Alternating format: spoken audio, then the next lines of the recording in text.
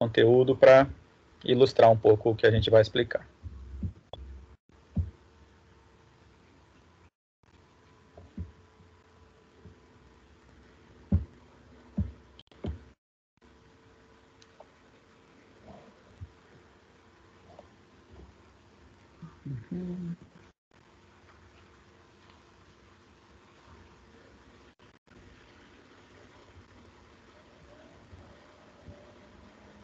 Ok, eu vou então iniciar aqui o nosso conteúdo. Essa aula de hoje ela é uma apresentação de 4 doenças, uma apresentação rápida de 4 doenças que juntas elas formam a síndrome metabólica. E é uma situação onde uma doença colabora para trazer mais uma, colabora para trazer mais uma, e mais uma, e mais uma. Já conversei um pouquinho com vocês sobre isso no primeiro módulo, na matéria de diagnóstico da alimentação humana. A gente vai ver essa aula que dá uma passada por todas as 4 e depois vamos iniciar um aprofundamento em diabetes, obesidade, doenças cardiovasculares, como a pressão alta e o colesterol alto, certo? Vamos iniciar então. Podem perguntar aí a qualquer momento, né? Mas no chat eu não consigo olhar todo o tempo, então se tiverem dúvidas pode chamar por áudio.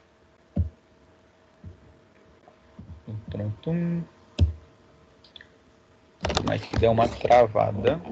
Vamos ver se ele vai andar. Vai, mas está fora de eixo.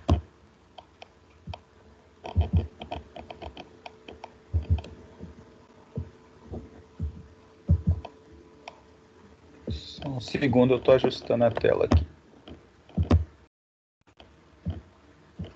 Ela não quer ir para a apresentação completa.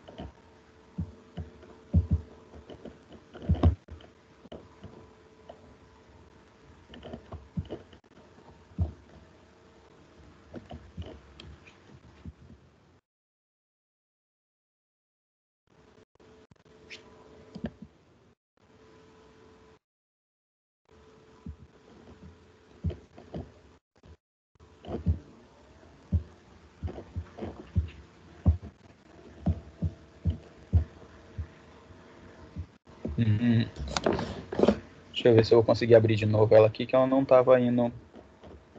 Testei antes de começar aqui com vocês, mas ela não estava indo de primeira.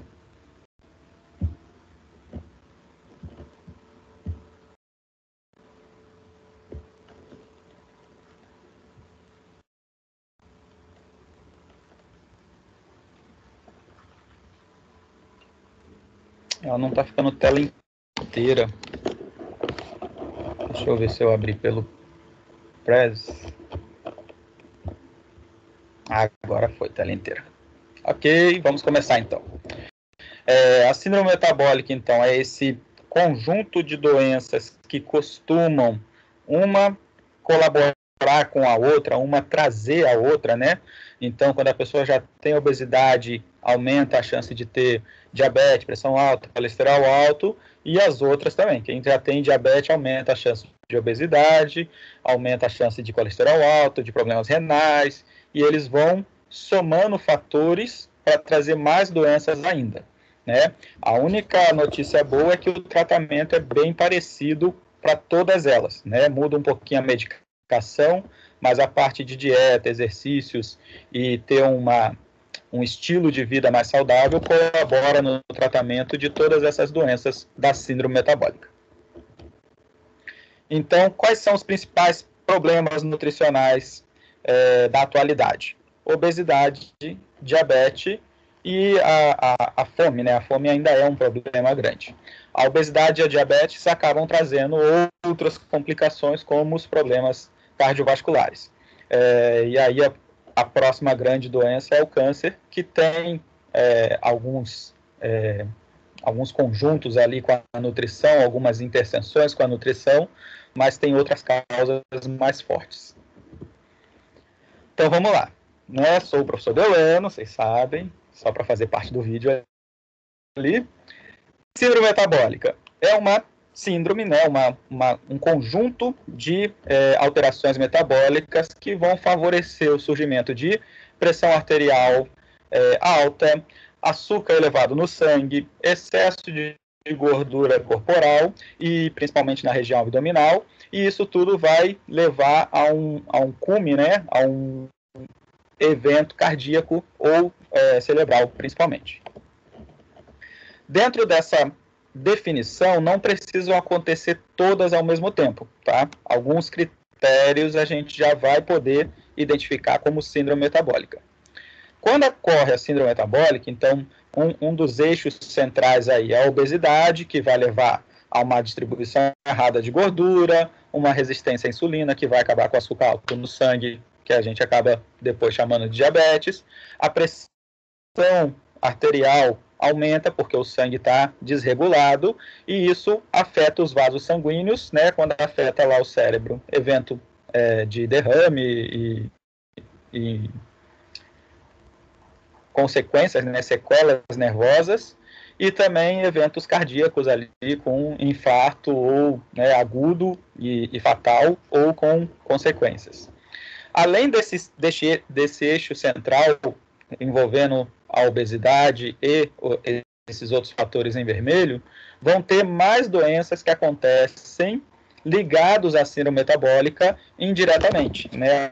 Elas não precisam estar presentes para dar o diagnóstico de síndrome metabólica, mas elas ocorrem muito em quem tem síndrome metabólica, muito mais do que numa população que não apresentavam esses sintomas.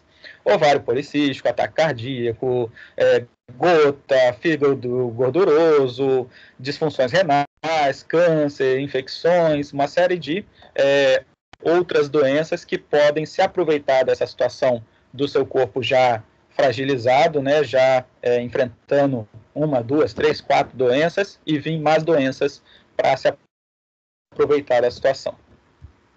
Quais são os critérios para a síndrome metabólica, né? Temos critérios aí de circunferência abdominal, então praticamente a questão de... Opa, deixa eu voltar um.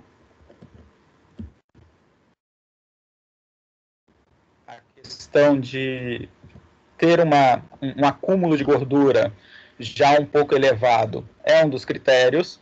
Ter também triglicérides alto, né, ou HDL baixo, pressão arterial começando a ficar fora do normal e a glicemia de jejum, o açúcar no sangue, maior do que 100. E aí já começa a dar um diagnóstico de pré-diabetes ou diabetes.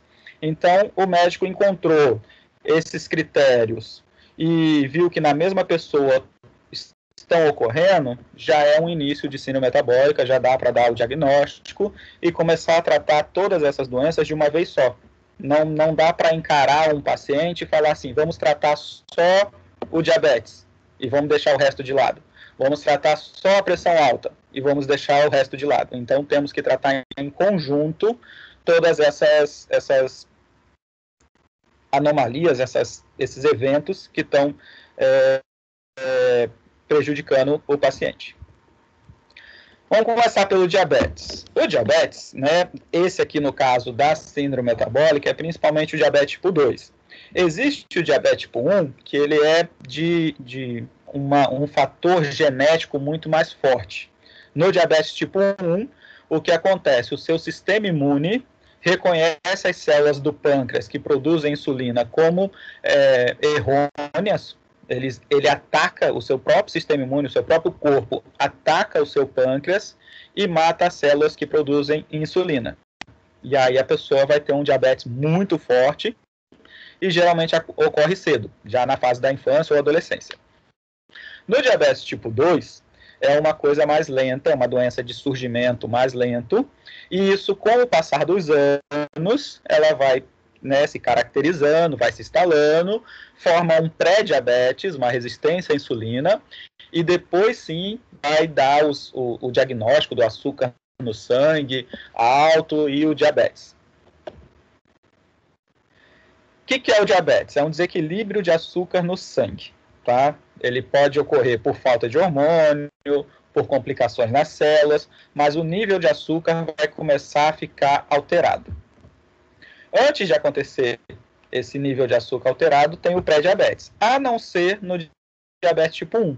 No diabetes tipo 1, dispara no seu sistema imune, é bem repentino, tá?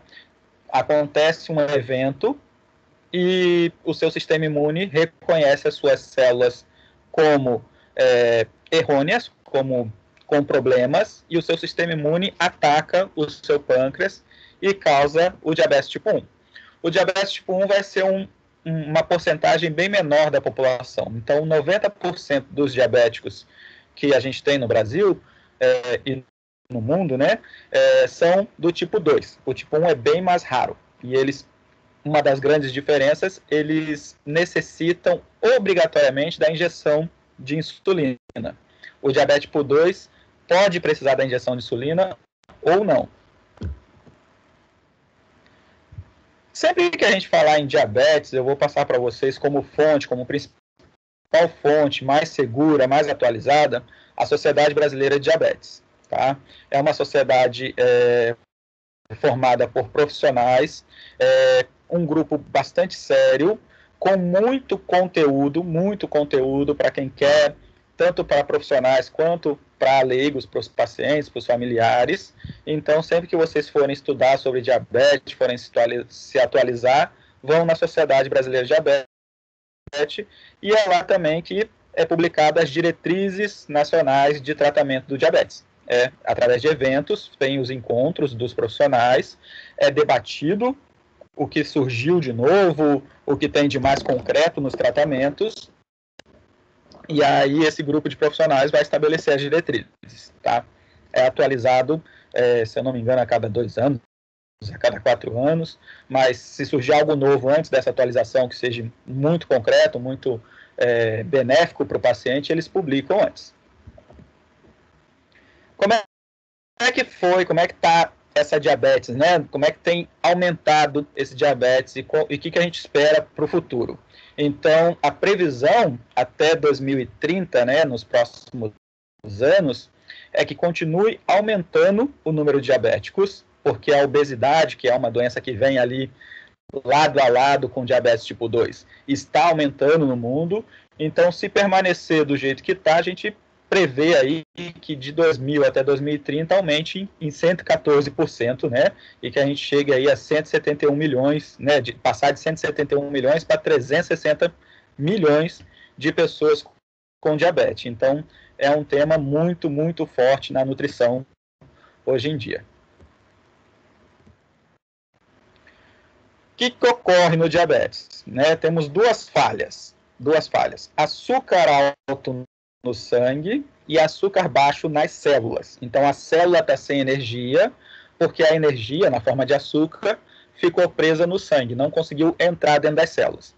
A insulina é um hormônio produzido no pâncreas que faz esse transporte do açúcar do sangue até dentro da célula. Tá? Ela abre uma portinha e o açúcar sai do sangue e entra dentro da célula. Tá? A glicose, ela pode ser de origem que a gente comeu, ou ela pode vir do fígado. A gente vai ver isso nos próximos slides. Então, vamos lá. Num estado saudável, né, você comeu açúcar, o açúcar começou a aumentar no seu sangue, o pâncreas percebe, tem receptores no pâncreas que percebem que o açúcar subiu, que começou a ficar perigoso, e ele libera, então, insulina.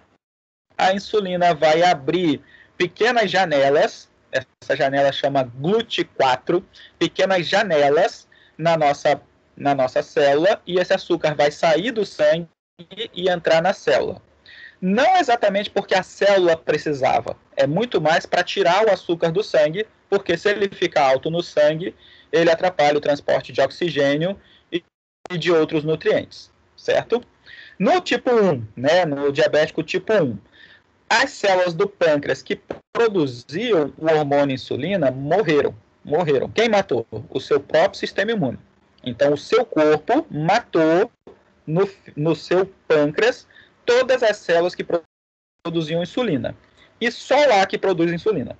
E aí não vai ter nada nada de insulina, a glicose vai permanecer muito tempo, muito alta no sangue e vai causar efeitos, né, muito mais fortes no diabético tipo 1, quando ele não faz o tratamento. No diabetes tipo 2, a insulina é produzida. O seu pâncreas ainda está produzindo insulina. Só que ele não produz mais a insulina na quantidade necessária. Ou outra falha, aquela janelinha, aquela que eu chamei de GLUT4, ela está com falha na célula. A falha está na célula daí, não no pâncreas. E aí essa janelinha não abre, o seu corpo produz mais insulina, mas quem está com problema é a janelinha, a portinha, então não conecta, não dá certo, seu corpo produz mais insulina ainda, não dá certo de novo, e o açúcar continua alto no sangue. O açúcar alto no sangue pode, por exemplo, começar a entrar por outras vias, né, sem ser essa janelinha. Ele consegue entrar por outros canais e chegar dentro do olho, dentro das células dos bastonetes, lá dentro das células do olho do paciente e gerar catarata do diabetes. Então, aqui, algumas células precisam da insulina para poder captar o açúcar. Algumas células precisam para poder captar o açúcar. Outras não precisam. E essas que não precisam, quanto mais alto estiver o açúcar no sangue, mais açúcar vai entrar na célula do olho, por exemplo.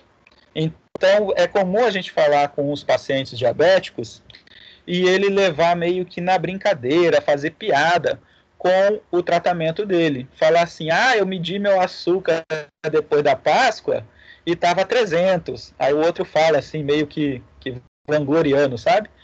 Eu medi o meu e estava 450, sabe? Eu fui mais longe que você. Mas é muito errado isso. Quanto mais alto for, quanto mais tempo ficar alto o açúcar no sangue, mais vai entrar nas células que são prejudicadas. Tá? As células de gordura e de músculo não conseguem captar porque elas precisam da insulina. As outras não precisam. E ficou muito alto muito tempo, vai entrar, por exemplo, na célula do olho e causar catarata. Se entrar na célula dos nervos, né, o sistema nervoso ali, aquele que conduz o impulso elétrico do cérebro, vai dar nefropatite, nefropatite é nos rins. Vai dar problema nos nervos e você perde a sensibilidade à dor. Quais são os critérios para falar que alguém é diabético, né? A gente vai ter aí os critérios, quem determina é o médico, né? Quem determina não, quem dá o diagnóstico de diabetes é o médico, ok? Não é o nutricionista, não é o técnico em nutrição, mas dá para a gente entender. Tem o teste que é em jejum de 2 horas, né? Aquele de pontinha do dedo, você fura o dedo, mede. Esse aí, se der acima de 200, a gente já começa a falar que tem diabetes, sim, tá? Se der acima de 200. No teste de jejum de 8 horas, quando a pessoa passou 8 horas sem comer, é para dar até 100. Passou de 100, a gente vai falar que tem risco aumentado. Passou de 120, 130 em 8 horas de jejum, a gente vai falar já que tem diabetes. Mas quem dá o diagnóstico é o médico, não é o nutricionista, não é o técnico em nutrição. Mas se o paciente comentar com vocês, olha, no último teste que eu fiz de dedo, né, eu fui na farmácia e testei, deu 230. É um valor muito alto. Deu 150. Para o teste de dedo, que não está em 8 horas de jejum, ok, né, até 140, 150, tem um risco um pouco aumentado, mas não é ainda diabetes. Agora, se deu mais de 200 no teste de ponta de dedo, ou se deu mais de 100 no teste de jejum de 8 horas, aí a gente vai começar a pensar em diabetes, sim. Tem outros testes, tá? Outros testes para a gente descobrir, mas esses são os mais usuais. Pré-diabetes, essa situação aqui que a gente quer alcançar os pacientes cada vez mais cedo.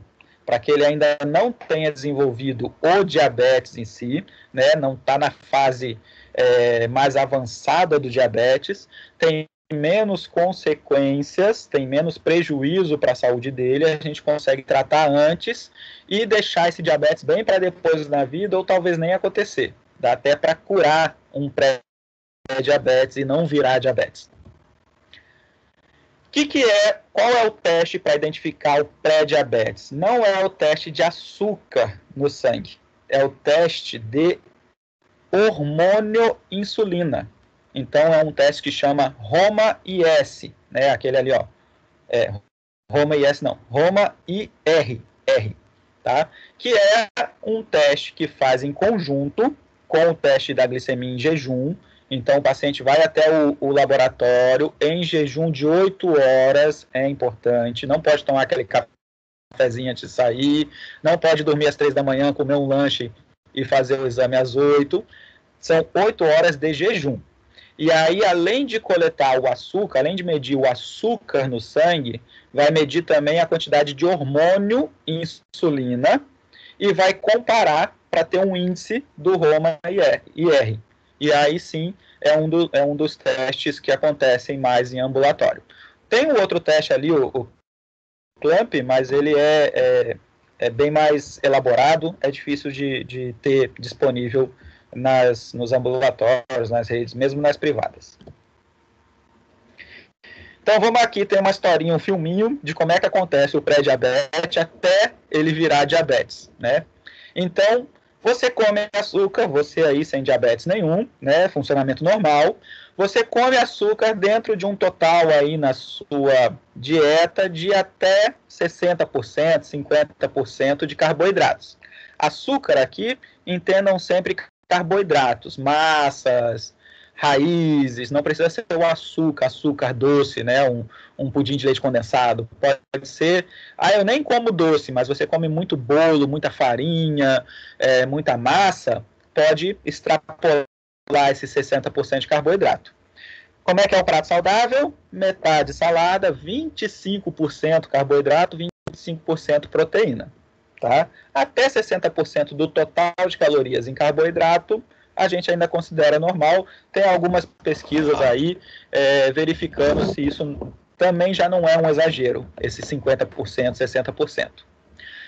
Mas, vamos lá, comi um excesso, passei de 60%, comi um prato só de macarrão alho e óleo, gostoso, mas eu comi um volume grande, passou do limite.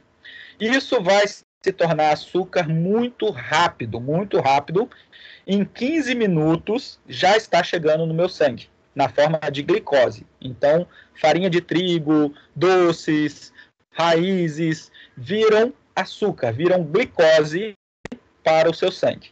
Isso em 15 minutos já pode acontecer. Chegou num nível muito alto, o pâncreas libera a insulina quanto precisar. Você pode comer o pudim de leite condensado inteirinho. Você não tem diabetes, o seu pâncreas vai liberar muita insulina e vai baixar, não vai deixar esse açúcar extrapolar o limite, passar de 120, 130 no sangue. Até 150 pode chegar, mas baixa muito rápido. Não fica um tempo longo com esse açúcar alto. E aí o seu pâncreas fez o trabalho dele, estrelinha dourada campeã para ele.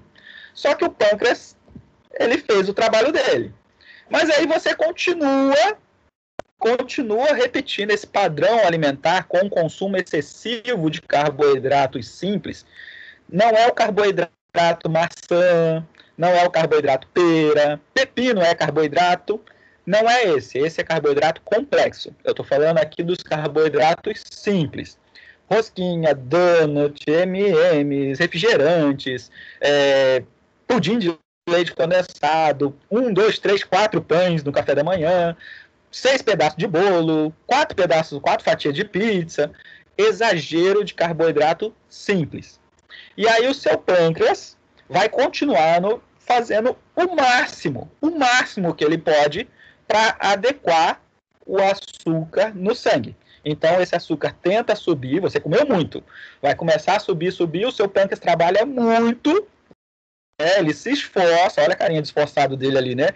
Ele se esforça, produz insulina suficiente E você vai manter, se você fizer o exame de sangue, aquele de pontinha de dedo, aquele exame em jejum, não vai aparecer ainda alterações, porque o seu pâncreas está se esforçando ao máximo. O que pode acontecer com isso é aumento do peso, porque você está comendo excesso de energia, liberando muita insulina. A insulina tem um efeito de armazenamento de energia, um efeito de mandar produzir gorduras. Então, muita insulina alta por muito tempo, o pâncreas está se esforçando, está produzindo insulina, vai causar aumento de peso. E aí você comeu muito, você acostumou com esse padrão, e toda hora você come muito açúcar, muito carboidrato simples, muito carboidrato simples. E você repete esse padrão por alguns anos, né, por meses, anos, décadas, e o seu pâncreas vai começando a não aguentar mais. O pâncreas se esforça ao máximo, libera muita insulina, só que aí começa a aparecer no exame de sangue o hormônio alto. Hormônio. Não o açúcar, o hormônio. O açúcar talvez apareça acima de 100 no exame de jejum, talvez apareça entre 150 e 200 no exame de ponta de dedo, mas aí você fica preocupado, você faz um pouquinho mais de exercício, melhora um pouquinho a dieta, repete o exame e deu normal. Aí você fala, viu, não era nada. Só que tem que medir o hormônio insulina. Esse exame de ponta de dedo, esse de jejum, só mede o açúcar no sangue. Tem que medir a insulina, método Roma-IR. E aí, com esse consumo exagerado de carboidratos, de calorias, durante alguns anos, e o seu pâncreas fazendo o máximo de esforço, produzindo muita insulina, o pâncreas vai ficando desgastado, vai ficando cansado, e você vai ganhando peso. A insulina tem esse efeito de ganho de peso, certo? Mas nos exames ainda está saindo tudo normal, porque você não mediu o hormônio. Se você medir o hormônio, aí sim, você vai ter certeza se tem pré-diabetes ou não. Pode levar a aumento de peso. O pâncreas já fez o máximo de esforço dele. Ele passou ali uma década, duas, você com um padrão alimentar muito errado, você acumulou peso, esse acúmulo de peso traz gorduras para o sangue, dificulta a circulação, atrapalha o açúcar entrar na célula, o GLUT4, aquela janelinha, começa a falhar, e aí você tem ali um defeito ou na célula, que a janelinha não abre, ou no pâncreas, que ele não consegue mais produzir a insulina necessária.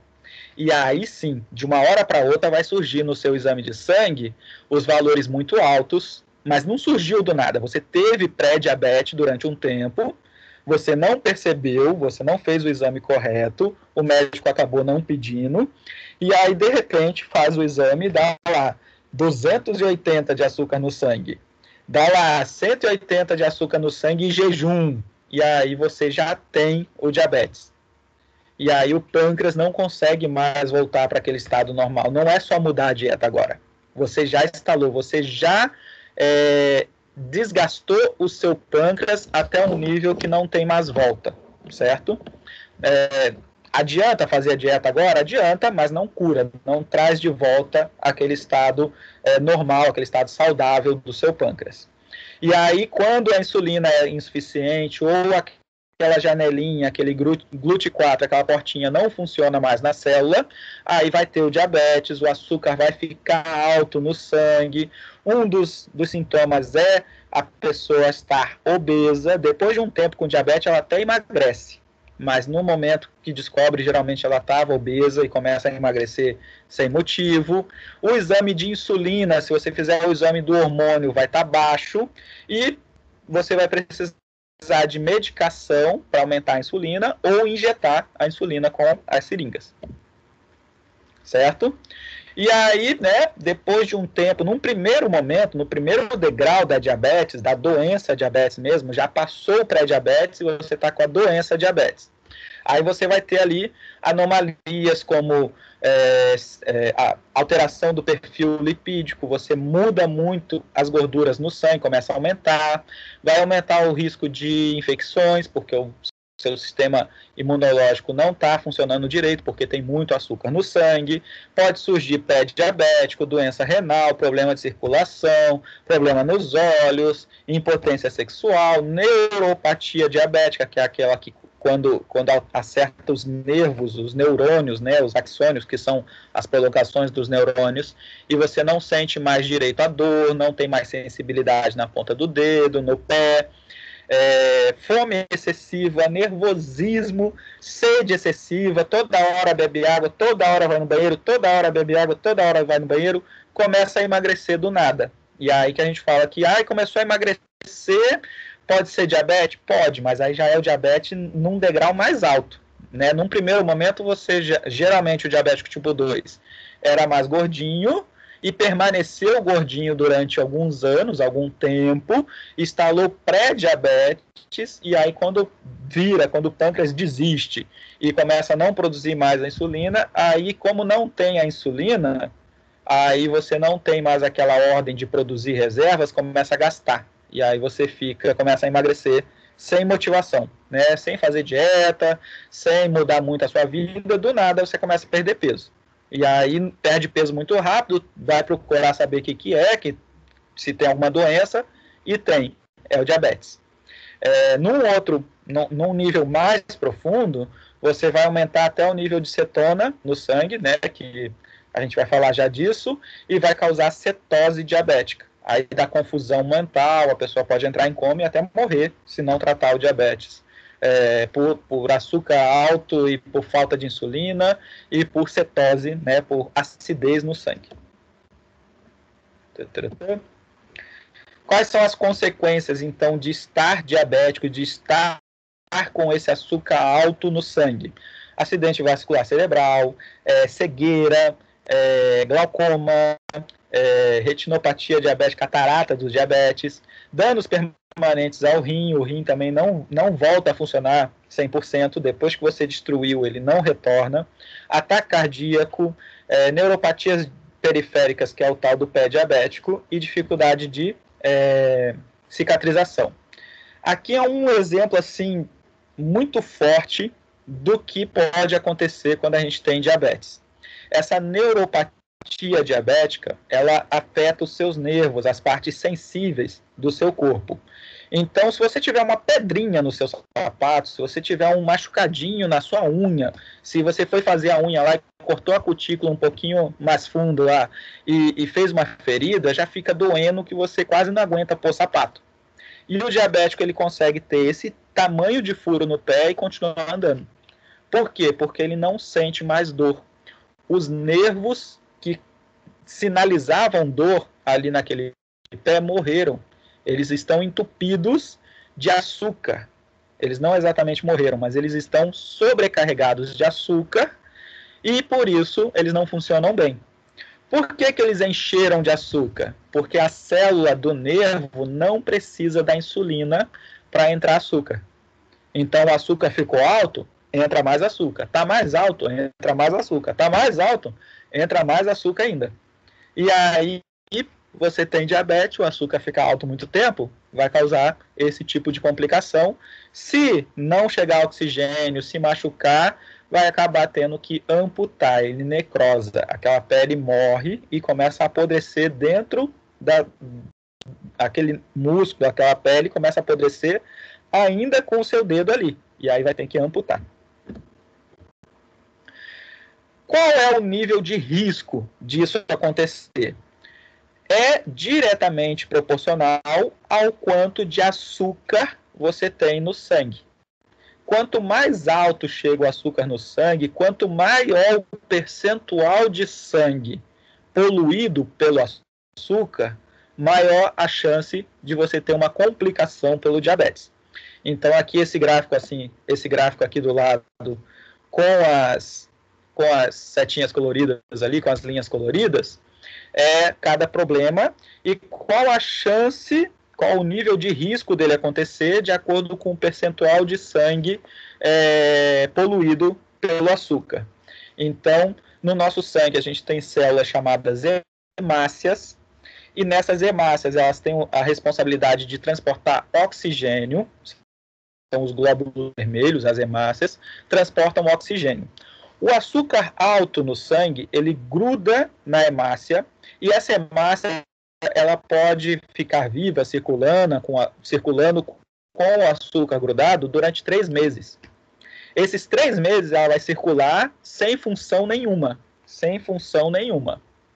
E aí o seu sangue está poluído, não transporta oxigênio, não chega oxigênio para as células, começa a aumentar o risco de complicações. Quanto maior o percentual de sangue poluído, maior o percentual de sangue com glicose grudada, maior a chance de aparecerem problemas. Tá? Ali, ó, a linha de baixo, 6, 7, 8, 9, 10, 12, são porcentos de A1C, né, do teste que a gente faz. Esse é em laboratório, não é aquele de dedinho, não é a ponta de dedo, tá? Chama hemoglobina glicada, ou teste A1C. E aí é o nível quanto do seu sangue, quantos % do seu sangue está grudado de açúcar. É 7%, é 5%, é 10%? A meta é manter abaixo de 7%, que o risco é bem pequenininho. Aumentou, tá 8, 9, 10, 11, 12% do seu sangue está comprometido, muito maior a chance de você ter uma complicação por causa do diabetes. Dá para viver muitos anos, dá para viver uma vida muito com qualidade, por longos anos, inclusive na terceira idade, 60, 70 anos, com qualidade, sem ter problemas graves ali, de complicações do diabetes, se você manter esse nível dentro da meta. Abaixo de 7 ali, às vezes sobe um pouquinho, vai a 8, mas você faz de tudo para manter ele na meta. Se ele estiver dentro da meta, as chances os riscos de complicação são bem menores. Como é que a gente controla esse percentual de açúcar, de sangue poluído por açúcar? Com monitoramento, você tem que medir esse açúcar constantemente, né? Tem que ter uma frequência, tem que ter a dieta adequada, que é a parte que a gente mais vai falar, tem as medicações que auxiliam, tá? E tem a atividade física. Isso tudo junto controla o diabetes. Se você só faz atividade física, não controla o diabetes. Se você só toma a medicação, não controla o diabetes. Ah, mas eu injeto a insulina. Você injetou e não fez o monitoramento, não fez a dieta, você não sabe se está dando certo, não sabe se a quantidade está ideal. Então, vocês, como técnicos em nutrição e dietética, vão lembrar o paciente que são quatro medidas. São 4 fatores para você controlar o diabetes. A dieta é um deles. Além de fazer a dieta, tem que monitorar, tem que medir, tem que fazer a dieta, tem que fazer a medicação de acordo com o que um médico prescreveu e, dentro da liberação médica, fazer as atividades físicas. Tendo essa rotina, né, a rotina de treino, a rotina de medicação, a rotina de alimentação, a rotina de monitoramento, dá para controlar o diabetes, sim. Dá para viver uma vida com ótima qualidade. Dá para curar o diabetes? Não. Curar seria eu dizer assim, ó, faz isso por 3 meses, toma esse medicamento, faz essa dieta, faz isso tudo aqui por 3 meses e acabou. Acabou, curou. Agora você está livre. Eu não tenho diabetes, né? Eu acho, ainda não. Eu não tenho. Se eu comer um pudim de leite condensado inteiro, o açúcar vai subir um pouco, meu pâncreas vai liberar muita insulina e o açúcar vai descer. Não vai ficar alto no meu sangue, porque eu não tenho diabetes e nunca tive. Se um paciente tem diabetes e está controlado há 2 anos, faz 2 anos que ele faz tudo certinho, não curou. Não curou. Se ele comer um pudim de leite condensado, vai aumentar, vai chegar a 600, vai aumentar o risco de complicações. Então, não cura. Cura se eu fizesse um tratamento e parasse. Não preciso fazer mais nada. Curou. Não cura. O tratamento é contínuo. É para sempre. Tá? Porque o diabetes não cura. Mas se você seguir o tratamento com eficácia, fazendo as rotinas, aí sim, você não tem as complicações. Não chega a ser uma cura, mas você não tem as complicações do diabetes. Tá? E como é que é, por exemplo, o esquema de medicamentos? Tá? Então, eu tenho um paciente que ele tem o diagnóstico de diabetes tipo 2 e ele toma ali os comprimidinhos. Ele faz uma dieta, mais ou menos, faz exercício, mais ou menos, e acha que a medicação vai dar conta. Não, mas eu estou tomando o remédio certinho. Nem sempre o remédio dá conta. Tem que fazer as 4. Tem que monitorar, dieta, remédio e exercício. Começou a emagrecer inexplicavelmente, começou a ter hiperglicemia, ou começou a ter sintomas de cetonemia, né, de corpos cetônicos altos, começou a ter doença renal, ou está na gravidez, infecções, vai fazer uma cirurgia, teve um infarto, opa, aquele remedinho não está funcionando.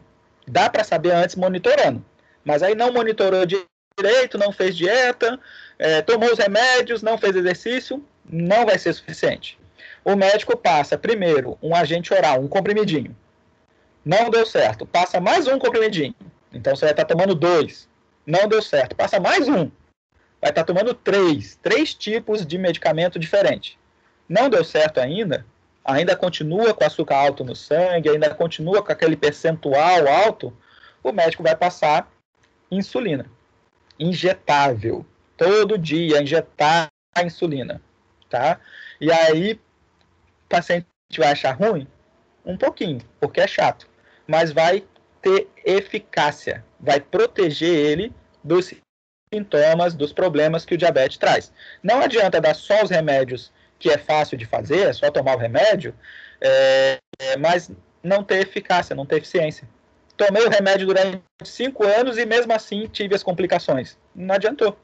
Então, às vezes é melhor para o paciente aceitar a nova rotina com injeções de insulina, mas ter a eficiência, proteger ele das complicações. Tá? E aí, como é que é feito esse teste, né? É feito ali um teste ou 2 ali por mês, por semana, se tiver tudo bem, se tiver ocorrendo tudo certinho. Se não tiver, se começar a ter ajuste de medicação, se ele passar por uma cirurgia ou por um estresse, ou quando está no início do tratamento, ou os exames estão dando alto, né, principalmente do hemoglobina glicada, aí precisa medir o açúcar no sangue, fazer aquele teste de furar o dedinho e colocar lá na maquininha, na fitinha para pôr na maquininha, 6 vezes por dia. 6 vezes por dia, 3 vezes na semana. Até a gente conseguir estabelecer uma rotina, o paciente diabético tem que ter uma rotina de dieta, de treino, de exercício, de medicações e de medição. Certo? Conseguiu ficar dentro do estabelecido, dentro dessa rotina, aí pode testar menos vezes. Testa 2 vezes ao dia, 2 vezes na semana, vai fazendo o teste só para ter certeza que está dentro do planejado. Tá? Ah, professor, mas vai ter que furar o dedo, colocar na fitinha, colocar na maquininha 6 vezes ao dia? 6 vezes ao dia. Aí tem alguns aparelhos mais modernos que medem continuamente. Esse aqui é um aparelho, ele é do tamanho, olha aqui no braço aqui da moça, eu acho que é uma moça ali, né? Olha ali no braço dela, tem uma rodela branca, é do tamanho da moeda de R$1. É um botão, né, vamos dizer assim, um botão que tem uma microagulha, ela entra só na pele, ela não chega no músculo, e esse botão fica preso no seu braço, e esse aparelhinho que ela está segurando na mão, mede o açúcar a cada 15 minutos. Mede o açúcar sem precisar furar o dedinho ali, que nem está na foto ali de baixo. Certo? E aí dá a medida do açúcar e você sabe se está dentro da meta ou não. Aí o médico consegue entender, o nutricionista consegue entender se precisa alterar a dieta, alterar a dose de medicação. Vocês, como técnicos em nutrição, vocês podem comentar com o paciente que existe esse tipo de tratamento, que ele precisa medir frequentemente. Se ele não gosta, se ele não pode ficar furando o dedinho, né? É muito chato isso realmente. Existe esse outro tipo de tratamento aqui. É mais caro, o SUS ainda não fornece, mas a gente informa que existe, tá? Custa em torno de R$ 240 um botãozinho desse que dura 14 dias. Então, para você tratar o mês inteiro, né, para você medir o mês inteiro, seria em torno de R$ 500. Está fora da realidade da maioria dos brasileiros gastar R$ 500 com saúde, né, com doença, com saúde. Mas, né, tomara que daqui a alguns anos fique um pouquinho mais barato. Este aqui é um outro sistema que também usa o botão ali, o D, ó, o D e o C são os botões que medem o açúcar, e esse aparelhinho ali que está com a letra A é uma bomba de insulina. Ele já mede e automaticamente injeta quanta insulina precisa, tá? Isto é para quem precisa de insulina injetável. Este outro modelo aqui é para quem pode tomar ainda só os comprimidos. Sai muito caro, bem mais caro do que aquele outro modelo ali, tá? Mas o SUS fornece esse sistema, né? Para quem precisa, se o médico escrever que precisa, se o nutricionista escrever que precisa, a gente entra com um processo de pedido de tratamento especial, de equipamento especial e consegue fornecimento pelo SUS, aí dependendo de cada município aí, né, dos processos que a gente pode levar. Mas, teoricamente, na lei, o SUS fornece. Deixa eu ver se alguém chamou no WhatsApp aqui, que faz tempo que eu não vejo. Se tiverem perguntas que quiserem fazer ali no momento, podem chamar no áudio.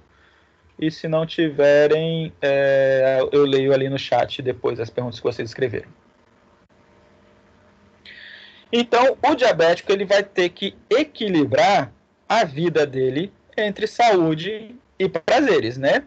Então, é claro que é prazeroso pedir uma pizza, sentar e assistir o filme lá da Netflix, maratonar uma série e comer a pizza ali, a pizza inteira em uma noite, né? É bom, é prazeroso. Mas se você tem uma complicação de saúde, onde você precisa ter esse controle, senão vai te dar complicações muito fortes em curto período de tempo, 1, 2 anos sem tratar o diabetes, você já está com muitas complicações. Então a gente vai ter que ter aí este equilíbrio. Pode comer pizza? Pode. Não pode comer 2, 3, 4 pedaços. Pode comer pizza toda noite? Vamos ter que calcular muito bem essa dieta para encaixar pizza toda noite. Qual o tamanho dessa fatia de pizza? Quantas fatias você vai comer? Pode comer pudim de leite condensado? Pode. Qual o tamanho desse pudim? Qual o tamanho desse pedaço? Em que momento você vai comer? Você vai comer e vai dormir? Não vai gastar nada? O açúcar vai ficar alto no sangue. Ah, eu vou comer o meu pudim de leite condensado, que eu estou com vontade essa semana, e vou comer antes da caminhada. Talvez dê para encaixar, né? Um tamanho ali, um pedaço que você vai se satisfazer, vai ter o seu prazer, e depois vai fazer a sua caminhada, vai gastar. Isso serve também para a obesidade, né? Não preciso sumir com tudo que é gostoso na minha vida, mas eu preciso equilibrar meus prazeres e minha saúde. Saindo um pouco da obesidade, completando a síndrome metabólica.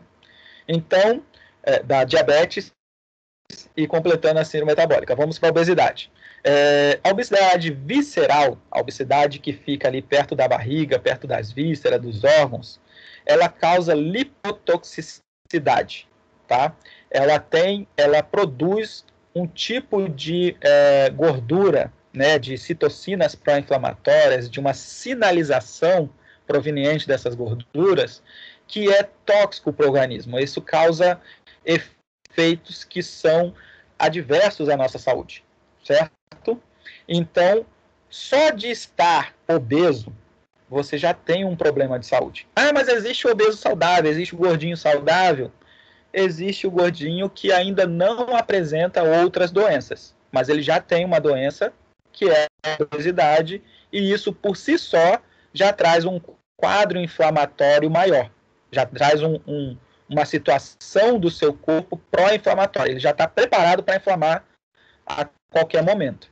E essas inflamações podem entupir as artérias, podem causar problemas no cérebro, podem alterar os hormônios de fome e saciedade, uma série de questões que vêm desse excesso de gordura. Lembrando, a gente vai estudar a obesidade bem a fundo, logo depois do diabetes, aqui é só um panorama geral. A obesidade também cresce no mundo absurdamente, e no Brasil não é diferente, a gente já tem mais de 50% das pessoas acima do peso. É tão alta a obesidade hoje que a gente vê uma pessoa com sobrepeso na rua e a gente não fala que está gordinho, a gente fala que está normal. Mas ela já está num estado de sobrepeso. O perfil, a nossa silhueta, a gente acostumou tanto com as pessoas mais obesas, que quando a pessoa está numa silhueta de sobrepeso, a gente vai falar que ela está dentro do normal, está magro. A gente está num nível já que engana até com os olhos. O que a doença, o que a obesidade traz de problemas? Então, traz a hipertensão arterial, traz o diabetes mellitus, traz o acidente vascular cerebral ou o ataque infarto agudo do miocárdio, e traz mais um monte de outras doenças. Essas são as principais que eu falei que já relaciona com a síndrome metabólica. A obesidade, ela é tratada ainda como se fosse uma consequência, como se fosse assim, um castigo justo para o paciente. Então, ele ficou obeso, foi porque ele era preguiçoso, porque ele era lento, porque ele era descuidado, e não é bem assim.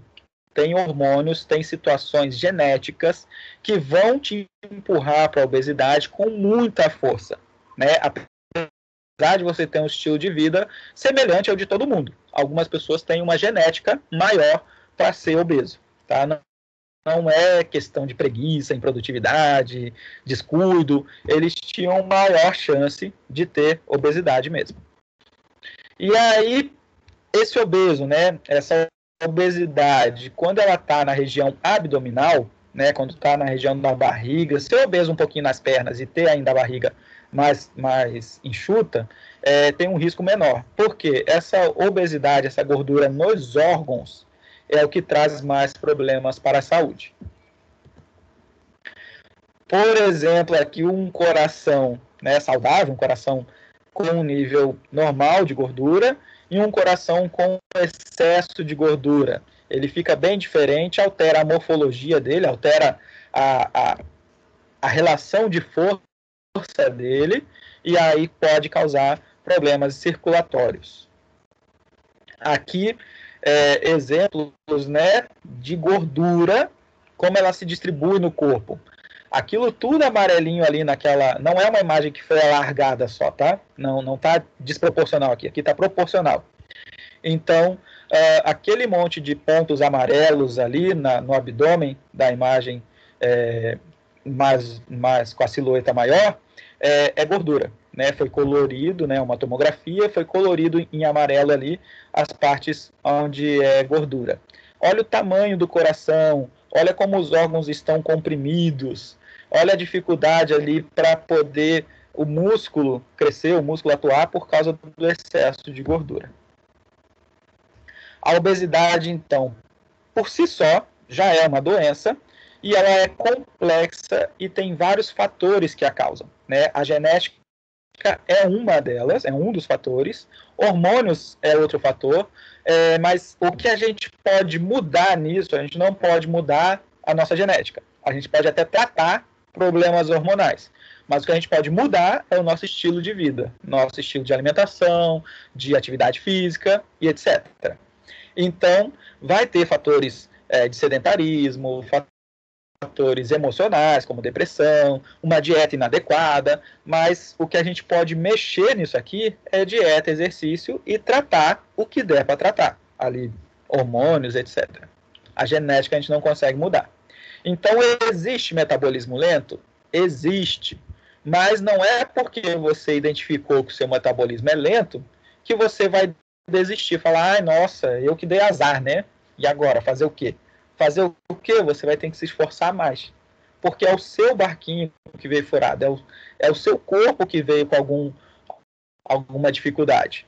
E ninguém vai poder fazer isso por você.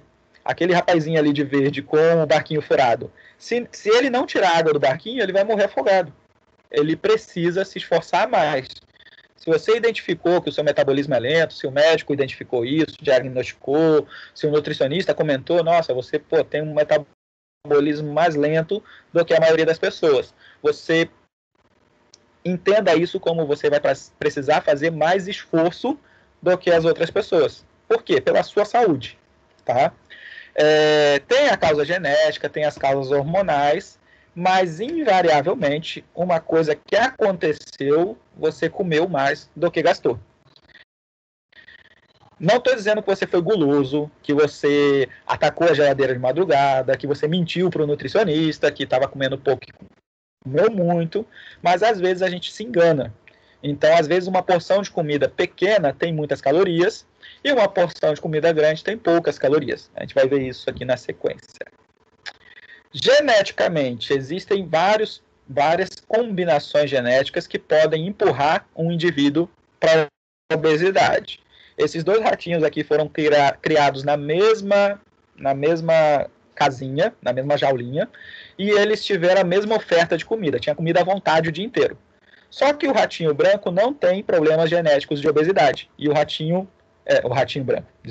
pequeno ali, ele não tem problemas genéticos de obesidade. E o ratinho que está ali com obesidade, eles induziram um problema na leptina, num hormônio que o nosso corpo produz, que sinaliza um limite de gordura para o seu corpo.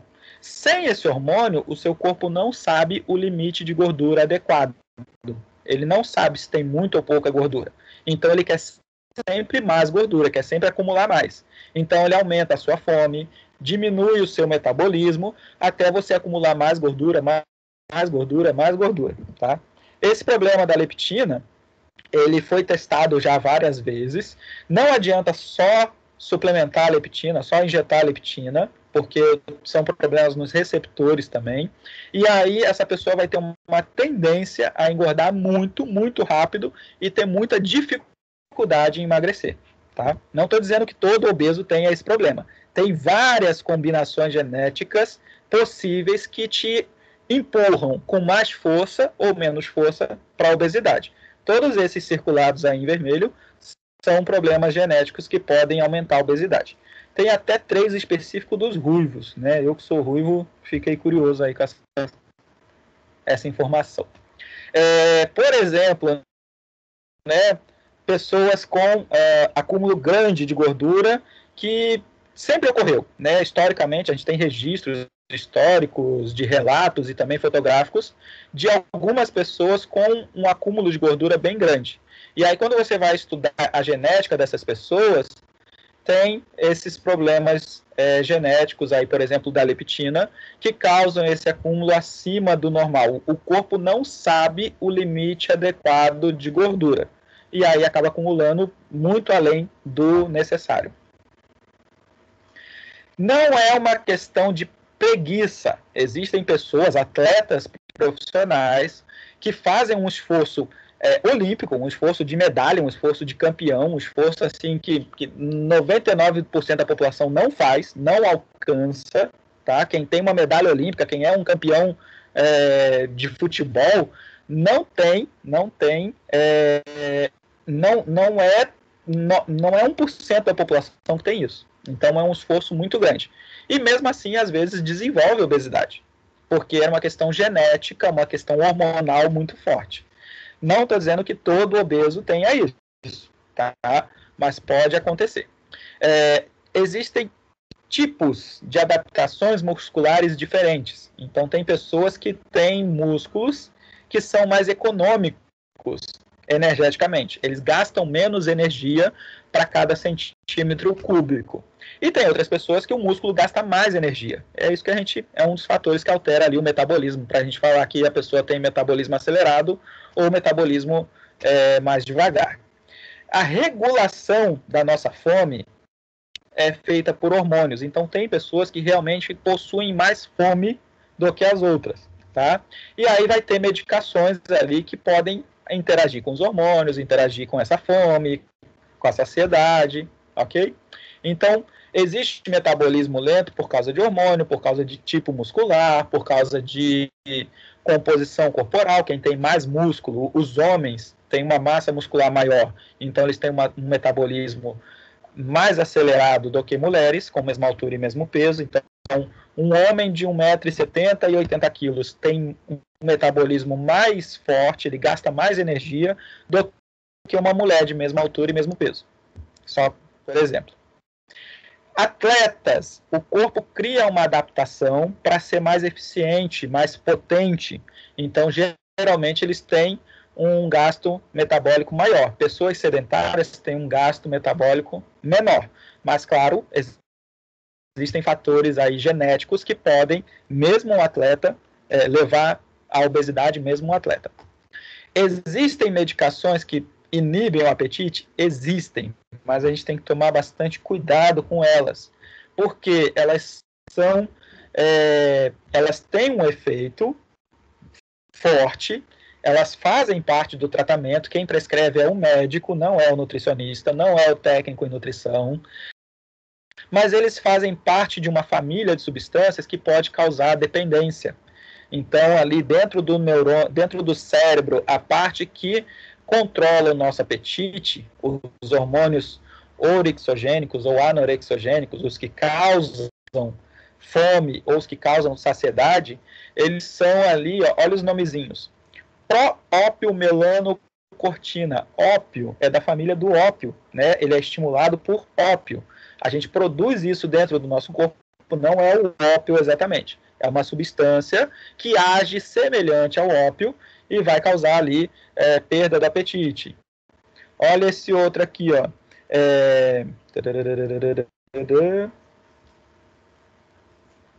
Oxi, me perdi. CART, ali, ó, CART. Transcrito regulado por cocaína e anfetaminas. Olha bem. Essas substâncias agem no cérebro, regulando esse pequeno transcrito, esse pequeno hormoninho, que causa apetite, causa saciedade. Então, essas substâncias são muito fortes, regulam sim fome e saciedade, mas podem causar dependência. Claro, a gente nenhum médico vai prescrever cocaína ou ópio para o paciente tratar a obesidade. Mas são substâncias que vêm da mesma família, tá? São doses mais fracas dessa substância dessa família. Então, a gente precisa tomar cuidado. A dieta, como é que vai ser a dieta para perder peso, para você poder não chegar na obesidade ou retroceder da obesidade?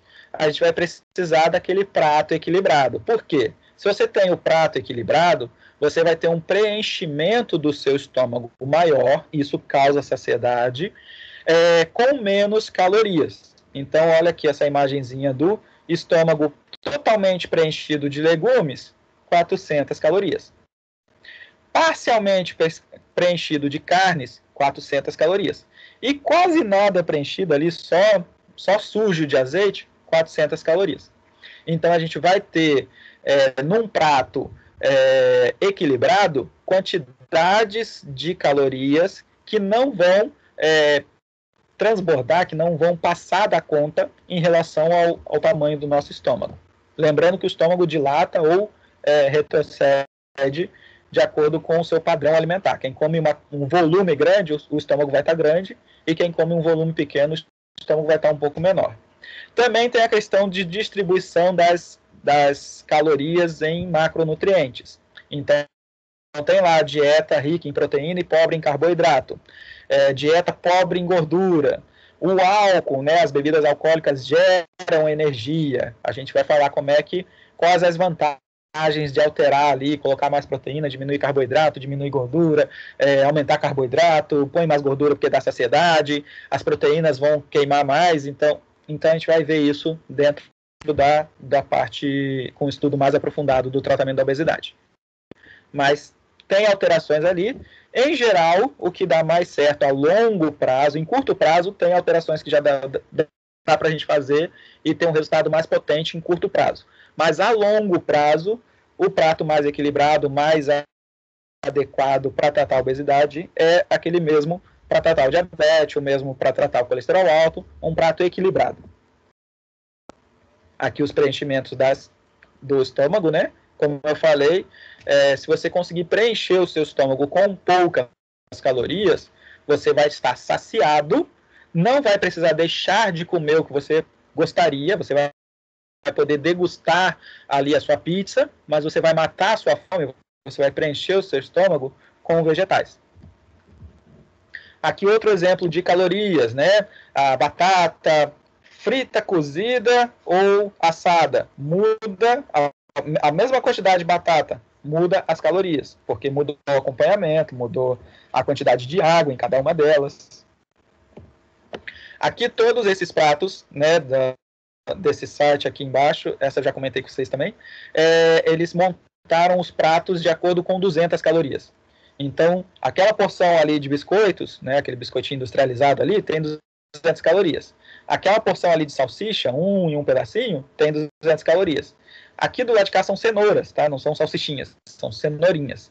Tem 200 calorias. Aquilo tudo ali de fatia de maçã tem 200 calorias. Então, você comendo quantidades com um volume maior, mas as calorias reduzidas, você tem uma saciedade maior, consegue comer menos calorias ao todo do dia. Aquele tanto ali de bacon, ó, bem no cantinho de cá, bacon frito, tem as mesmas calorias que aquele tanto ali de brócolis. Qual vai saciar mais? E assim vai. Colesterol alto, né? A nossa penúltima doencinha.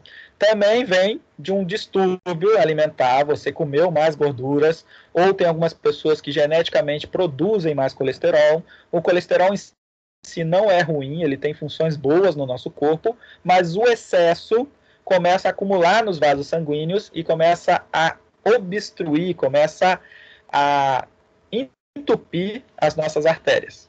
Tá?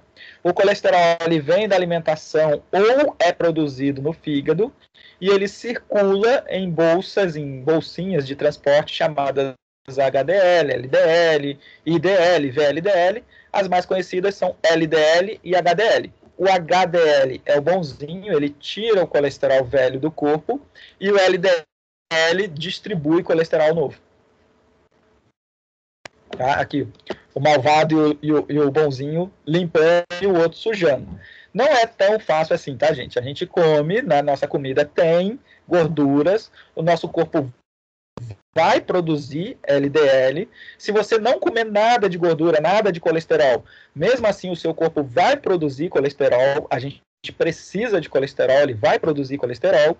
O que não pode é ter muito colesterol, não pode sobrar.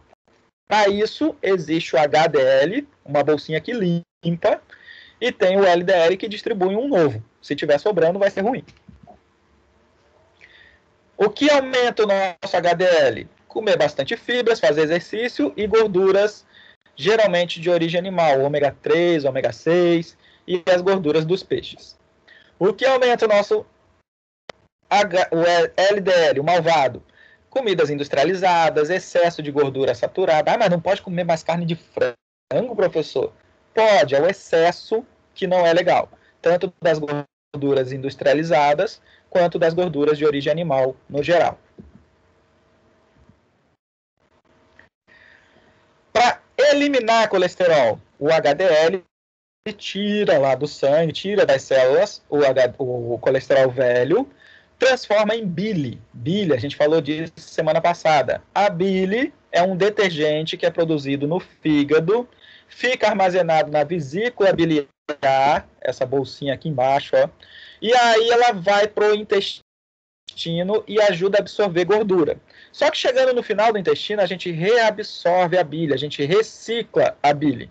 Quando eu como bastante fibra, eu jogo essa bile embora, ela gruda nas fibras e vai embora, e aí o corpo precisa puxar mais colesterol para fabricar mais bile, para digerir as gorduras. Então, quanto mais fibras eu consumo, melhor a minha eliminação de bile e, com isso, a minha eliminação de colesterol.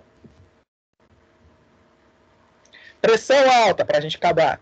Pressão alta, ela vai acontecer geralmente com idades mais avançadas ou com pessoas com um percentual, um peso acima do normal. Tá? Pode acontecer com quem é magrinho? Pode. Pode acontecer com quem é jovem? Pode. Mas é muito, muito mais raro. Acontece geralmente quem está com sobrepeso e com a idade mais avançada. Adulto, 40, 50, 60, 70 anos, vai ser quase que normal ter uma pressão um pouquinho mais elevada. Tá? O estresse do dia a dia, o nervosismo também pode causar essa aumentos de pressão de maneira mais contínua, a alimentação não saudável, muito industrializada e o excesso de sal. Panorama, né? Então, dos homens do Brasil, homens e mulheres, 25% tem pressão alta. 50% das pessoas acima dos 60 anos têm pressão alta. 5% das crianças e adolescentes têm pressão alta também, principalmente por excesso de peso e alimentação inadequada. E assim vai. Então, a gente tem percentuais altos das pessoas com hipertensão, com pressão alta. Os rins estão diretamente relacionados com a pressão alta. Eles produzem um hormônio que aumenta a pressão, chama renina-angiotensina. E aí ele tensiona as artérias e aumenta a pressão. Por que o rim faz isso? Para melhorar a filtragem dele. E por que ele precisaria trabalhar mais, melhorar a filtragem dele? Porque tem muito açúcar no sangue e ele precisa filtrar. Porque tem muito sal no sangue e aí ele precisa filtrar. Ele tentou filtrar o sal e não conseguiu tirar tudo. Aí ele retém líquido para poder diluir o sal no sangue, para não ficar o sangue salgado demais. Então, o rim está diretamente ligado e depois de alguns anos com pressão alta desregulada, quem sofre mais é o rim e o coração.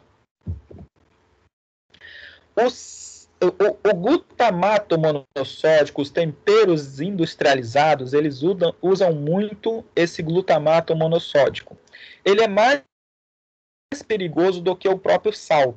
Se você pegar uma panela de pipoca e temperar ela, né, salgar ela com glutamato monossódico, que tem lá naquela marca de tempero vermelhinho que a gente joga lá, né? E aí você consegue colocar muito mais sódio, muito mais glutamato monossódico nessa pipoca do que colocaria de sal puro, cloreto de sódio. Porque o sal, ele arde a língua. Então, ele queima, né? Você não consegue salgar demais uma comida e comer normalmente. Com o glutamato monossódico, sim. Então, os temperos industrializados, principalmente os que levam essa substância em vez do sal, eles são mais perigosos para hipertensão do que o próprio cloreto de sódio, o nosso sal de cozinha. Temperos naturais ajudam muito a realçar o sabor, sem precisar colocar tanto sal ou glutamato. Tá? Por que a gente põe sal ou glutamato? Na indústria, para conservar os alimentos e também para dar sabor. E em casa a gente joga mais um pouquinho ainda para aumentar o sabor, para aumentar a nossa percepção de sabor. Se você conseguir temperar bem a sua alimentação, você vai poder reduzir o seu consumo de sal ou de glutamato. Quem tem pressão alta precisa fazer isso. Então, aqui nada contra essa marca, tá, gente? Só para ilustrar o quanto de temperos industrializados ou mais naturais a gente pode fazer uso, né? E cada um vai escolher ali de acordo com o seu gosto e com a sua necessidade de saúde. Tá? Não estou dizendo que façam mal para a saúde diretamente, é o excesso que faz esse mal. Então, para tratar essa síndrome metabólica, para tratar de uma vez só obesidade, colesterol alto, resistência à insulina ou diabetes, triglicérides alto, o que a gente faz? Como é que a gente pode atuar? Melhorando os nossos hábitos de atividade física. Mas eu não quero praticar esporte, então faz uma dança, pula corda, faz alguma atividade que te dê prazer e que você consiga fazer com uma regularidade. Não é só jogar bola fim de semana, não é só caminhar de vez em quando, tem que ter regularidade. O seu corpo tem que se movimentar pelo menos ali umas 3 a 5 vezes por semana. A dieta, aquele prato equilibrado, é a dica mais simples de instruir uma pessoa, um paciente, para vocês passarem para frente esse conhecimento, porque ela trata de volumes, não de calorias. O volume do prato, metade dele deve ser vegetais. A outra metade a gente põe proteína, a outra metade a gente divide em 2 de novo, né? 1/4 proteínas, 1/4 carboidratos. E acompanhar com o médico, ver os medicamentos, o tratamento, né? Quando tiver medicamentos, fazer uso desse medicamento, monitorar e fazer uso. E pronto. Ufa! A gente falou aí, então, dos 4 grandes tópicos que a gente vai ver agora na nossa matéria. Vamos começar por diabetes. Na quarta-feira a gente já vai aprofundar mais no diabetes. E aí depois, nas outras semanas, a gente vai falar de obesidade e problemas cardiovasculares, tá? Colesterol e pressão alta.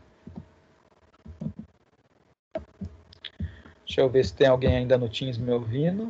Falei pra caramba.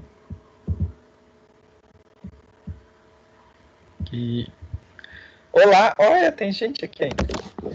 Deixa eu ver se tem perguntas. Eu sei que tem um grupo que está fazendo o TCC sobre diabetes, vai ter mais perguntas, a gente vai ver mais na quarta-feira também. Claro, eles vão ver mais aprofundado do que a gente vai ver aqui no geral.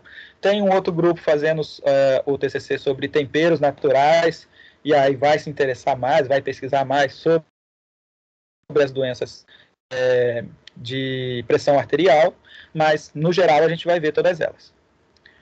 Muito interessante a aula, bastante coisa, né, para a gente ver. Eu gosto até de fazer essa aula, eu já falei desses assuntos com vocês antes, né, porque eles são muito importantes.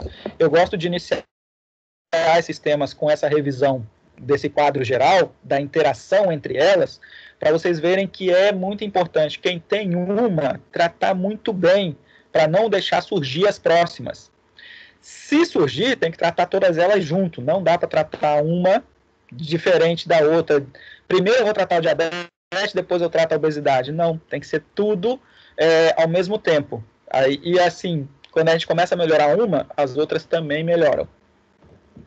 Vocês, como técnicos em nutrição e dietética, principalmente esse panorama geral, explicar para o paciente que isso tudo está interligado, que a obesidade pode até não é culpa dele, mas ele tem que entender que a genética dele pode estar direcionando, ou os hábitos de vida dele pode estar direcionando ele para, além da obesidade, diabetes, hipertensão, colesterol, doença cardiovascular, você ter um derrame, ter sequelas, né?